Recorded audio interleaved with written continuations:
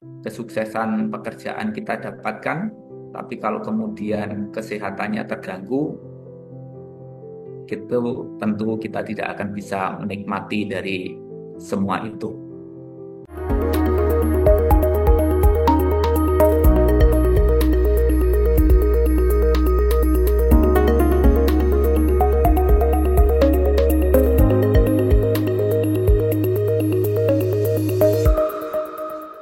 Kebahagiaan itu takdir atau pilihan. Dan dari apa yang disampaikan oleh beliau, membuat kita semakin mengetahui hal yang berguna bermanfaat semakin luas, sehingga akan mempermudah kita untuk mencapai kebahagiaan dan mencapai kesuksesan. Nah, tetapi kalau tadi melihat dari apa yang saya sampaikan, saya akan meringkas sedikit dan juga menambahi seperlunya. Doa semoga semuanya selalu sehat. Karena kesehatan itu adalah keuntungan yang terbesar. Arogaya paramang labha. Jadi kalau kita punya kesehatan, itu adalah keuntungan yang terbesar. Karena begitu kita sehat, kita bisa makan enak, tidur nyenyak, dan bekerja sehingga bisa terpenuhi kebutuhan-kebutuhan hidup kita, bisa mencapai kesuksesan, mencapai kebahagiaan, dan mencapai kesuksesan. Tetapi kalau kita tidak sehat, makan tidak enak, tidur tidak nyenyak, bekerja juga tidak akan bisa, tabungan sebanyak apapun yang kita miliki akan habis untuk mencari kesehatan. Tapi banyak juga orang yang memang karena ingin mencapai target kebahagiaan atau kesuksesan yang dianggapnya itu adalah sebuah tujuan, tidak jarang yang sampai mengorbankan kesehatan. Begitu apa yang diinginkan tercapai, akhirnya apa yang dicapainya tidak bisa dinikmati karena kesehatannya terganggu. Jadi kalau menurut saya banyak orang itu kayak orang bingung.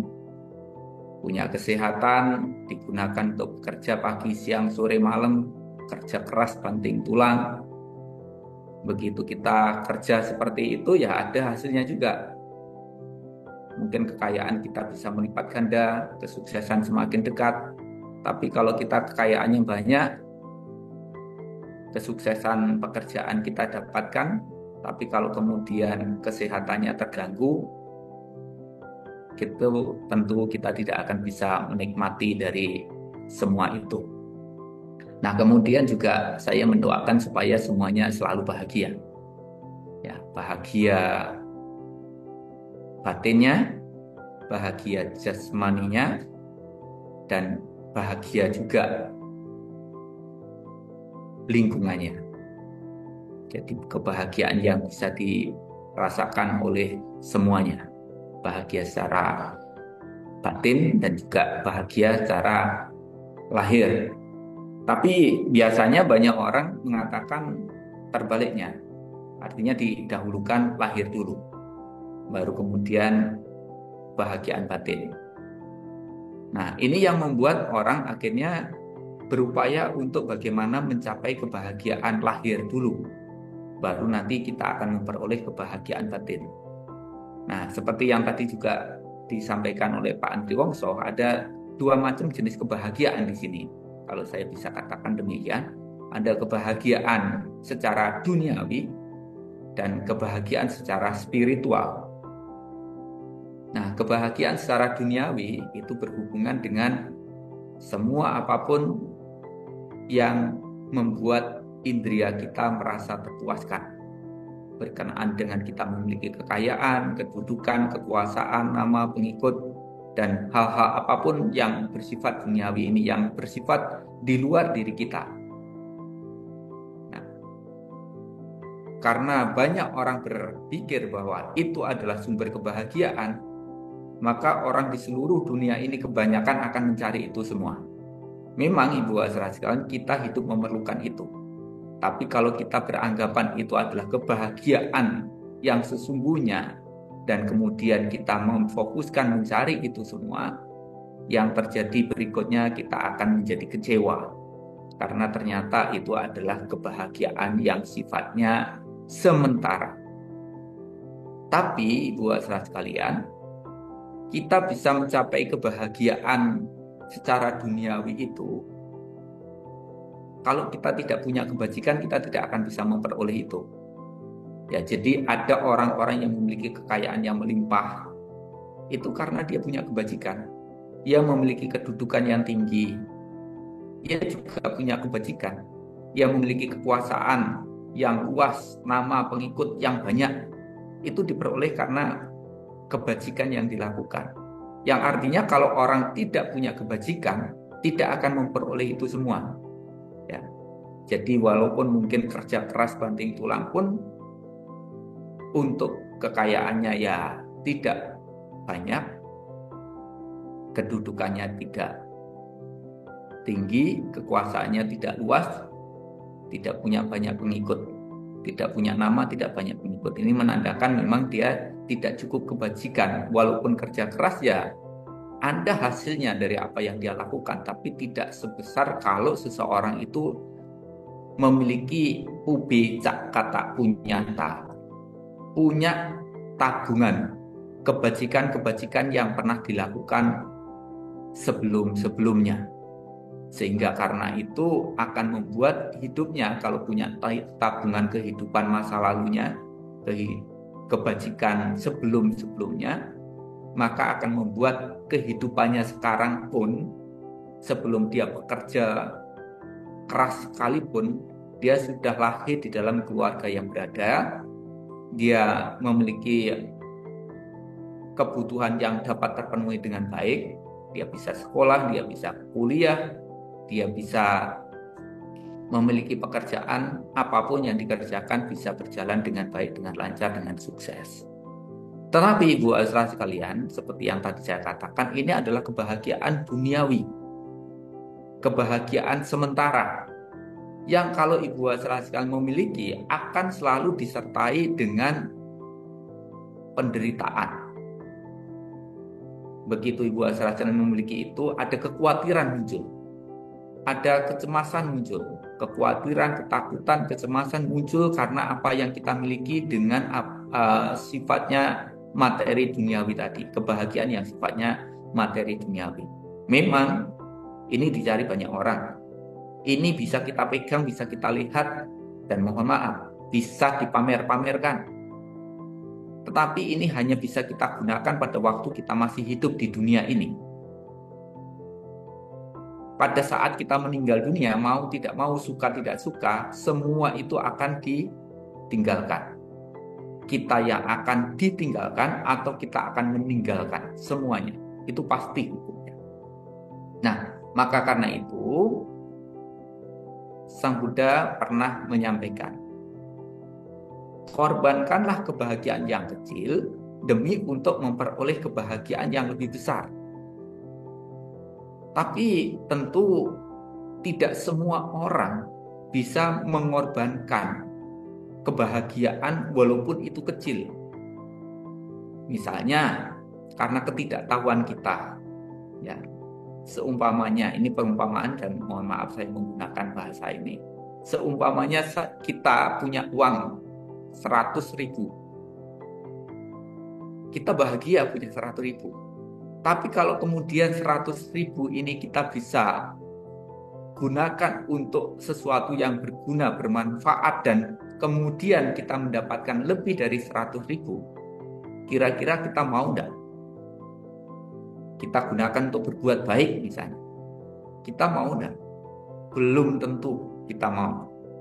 Kenapa? Karena kita tidak tahu kalau nanti setelah kita memberikan itu, kita akan mendapatkan lebih daripada itu. Mengingat nyarinya susah, panas kepanasan, hujan kehujanan, kita harus peras keringat. Sehingga kalau kita mau menggunakan 100.000 itu saja mungkin kita sayang sekali. Padahal kalau dia tahu dengan memberikan menggunakan 100.000 tadi untuk sesuatu yang berguna, bermanfaat, yang memiliki nilai kebajikan, dan ia mendapatkan lebih, maka kalau dia tahu pasti akan mau melakukannya. Tapi tidak semua orang akan bisa melakukan itu karena ya faktor tidak memiliki keyakinan atau juga tidak memiliki pengetahuan tadi, bahwa dengan ia mengorbankan kebahagiaan yang kecil, dia akan memperoleh kebahagiaan yang lebih besar. Nah, Ibu saudara sekalian, kalau kita hidup hanya difokuskan untuk mencari kebahagiaan duniawi tadi, kita ini tetap akan mengalami kelahiran dan kematian, kelahiran dan kematian. Memang pada saat kita butuh itu, waktu masih hidup butuh itu, sandang, pangan, papan, atau obat-obatan dikala kita membutuhkan. Tapi ini kan kebutuhan pada waktu kita masih hidup sekarang. Kita tidak memperhatikan kebutuhan batin kita, yang membuat batin kita kalau misalnya terpenuhi kebutuhannya, kita bisa saja tidak akan mengalami kelahiran kembali di antara 31 alam kehidupan. Jadi kalau di dalam ajaran Buddha ini memang ada alam manusia, ada 26 tingkatan alam surga, ada 4 alam menderita. Ini kalau di ajaran Buddhis ada 31 alam kehidupan. Jadi kalau kita misalnya hanya berfokus untuk mencari kebahagiaan duniawi, kebahagiaan sementara tadi, begitu kita meninggal dunia, lahir lagi. Dan lebih repotnya lagi kalau kita terikat, melekat dengan apa yang kita punya. Itu akan membuat kita tambah semakin menderita. Nah, maka karena itu kita diajarkan untuk memberi, belajar untuk melepas. Itu tujuan utamanya adalah untuk memperoleh kebahagiaan yang sejati, kebahagiaan yang bersumber dari batin kita. Bukan kebahagiaan yang dari eksternal, tapi kebahagiaan dari batin kita, di mana batin kita bisa terbebas dari keserakahan dan terbebas dari keterikatan, kemelekatan. Jadi boleh Ibu asrasikan pada waktu kita masih hidup sekarang bekerja untuk memperoleh kesejahteraan, memperoleh semua kebutuhan. Tapi ingat, kalau kita hidup hanya untuk mencari itu semua, kita tetap akan mengalami kelahiran dan kematian, kelahiran dan kematian, karena batin kita kebutuhannya tidak tersentuh sama sekali. Maka di beberapa kesempatan saya selalu sampaikan, jangan hidup kita diatur oleh waktu, tapi kita harus bisa mengatur waktu dalam hidup kita. Ya, biasanya saya umpamakan waktu ini bisa dibagi menjadi 4 misalnya. Ada waktu untuk rohani kita, untuk batin kita sendiri. Ini yang membuat kita mengalami kelahiran dan kematian apabila batinnya itu tetap pekat, kotor, dikuasai oleh nafsu kesenangan indriawi tadi, dikuasai oleh kebencian, keserakahan, kebodohan.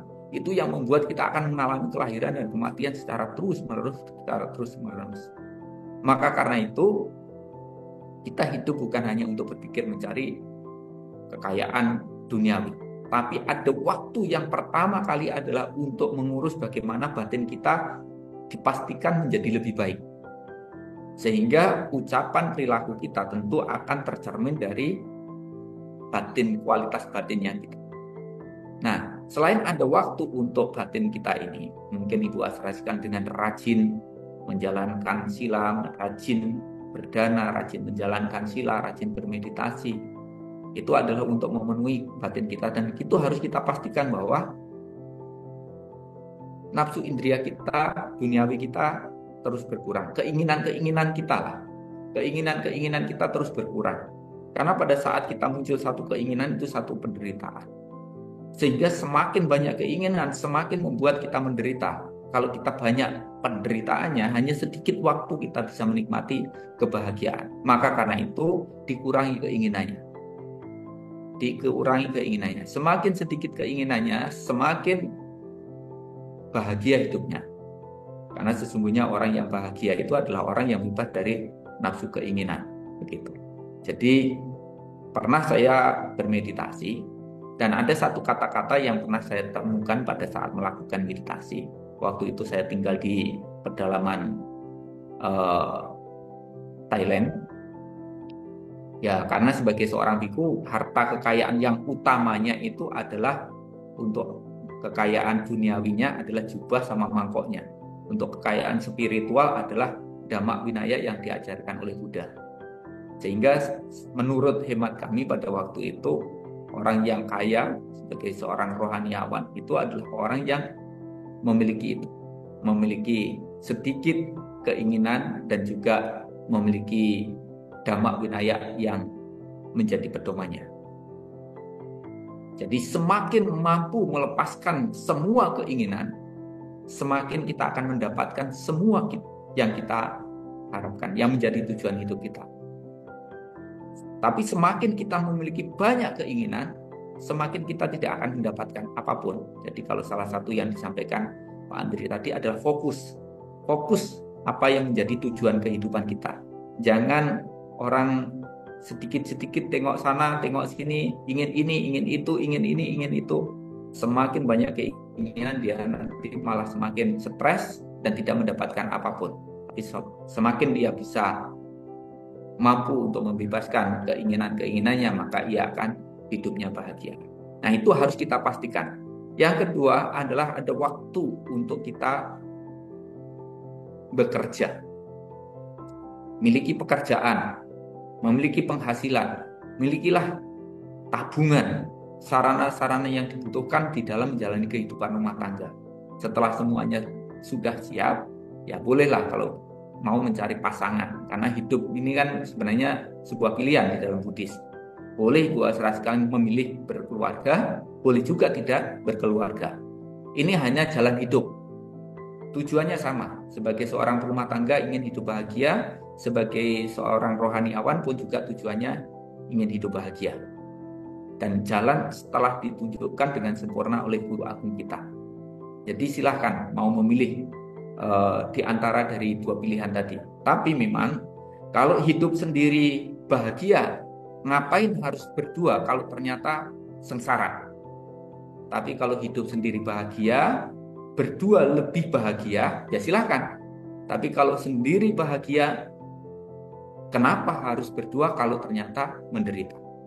Tapi kalau kemudian hidup sendiri menderita, hidup berdua lebih menderita, ya lebih baik kita tidak punya pasangan.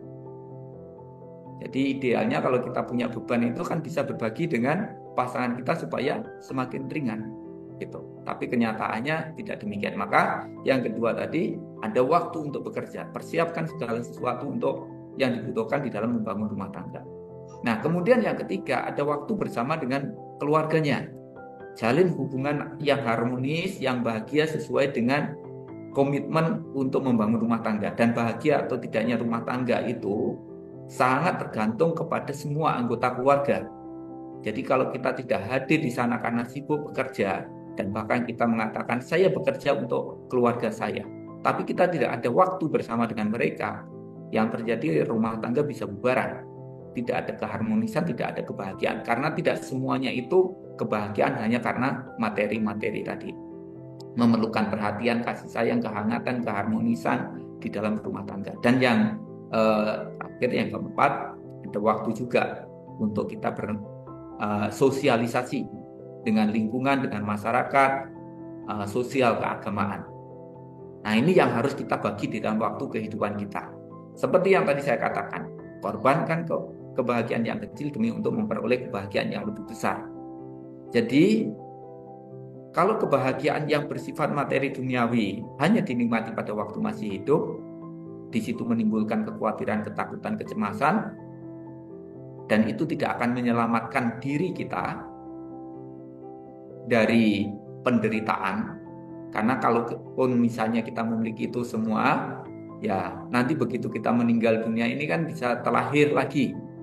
Kalau lahir lagi, kita nanti butuh itu lagi. Begitu kita meninggal dunia, lahir lagi, karena batinnya tidak pernah terurus, kita membutuhkan itu lagi. Sandang, pangan, dan lain sebagainya. Tapi kalau kemudian kita bisa membagi waktunya untuk batin kita, rohani kita,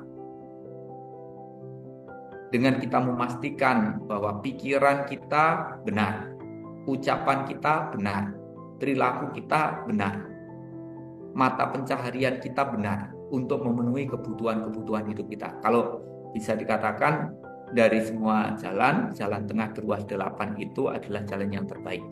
Jadi hindari 2 jalan ekstrim dan mengikuti jalan tengah yang telah sempurna dibabarkan oleh guru agung kita. Dengan kita memiliki pikiran, pandangan yang benar, pikiran yang benar, ucapan yang benar, perilaku yang benar, mata pencaharian benar, upaya yang benar, konsentrasi dan juga kesadaran yang benar. Kalau bisa diringkas lagi ya, milikilah panya sila samati, milikilah kebijaksanaan, pengetahuan, milikilah moral, dan milikilah samadhi.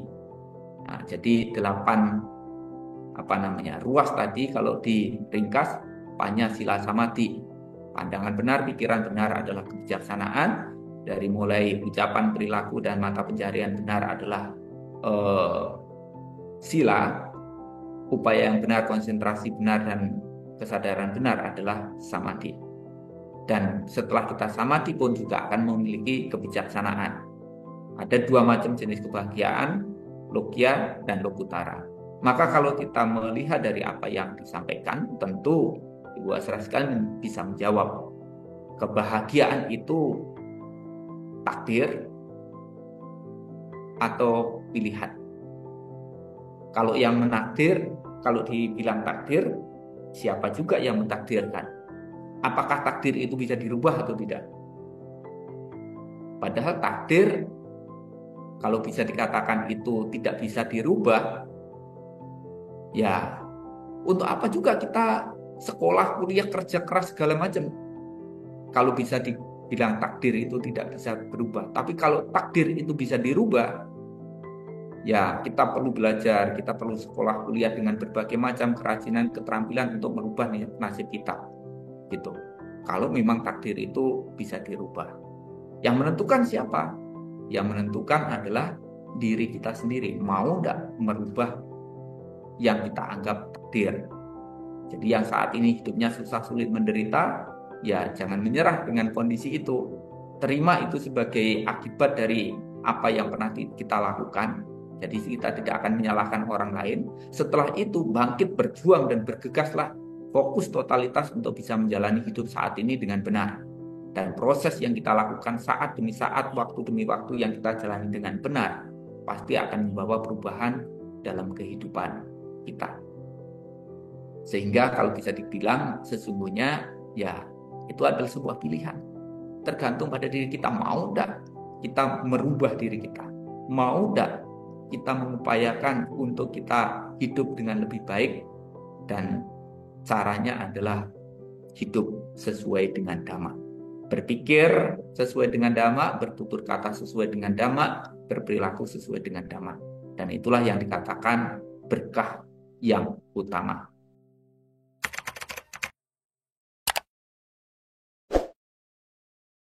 Silakan like, komen, subscribe, dan share sebagai Dhammadana yang merupakan pemberian yang tertinggi di antara semua pemberian lain agar dapat dirasakan oleh banyak orang.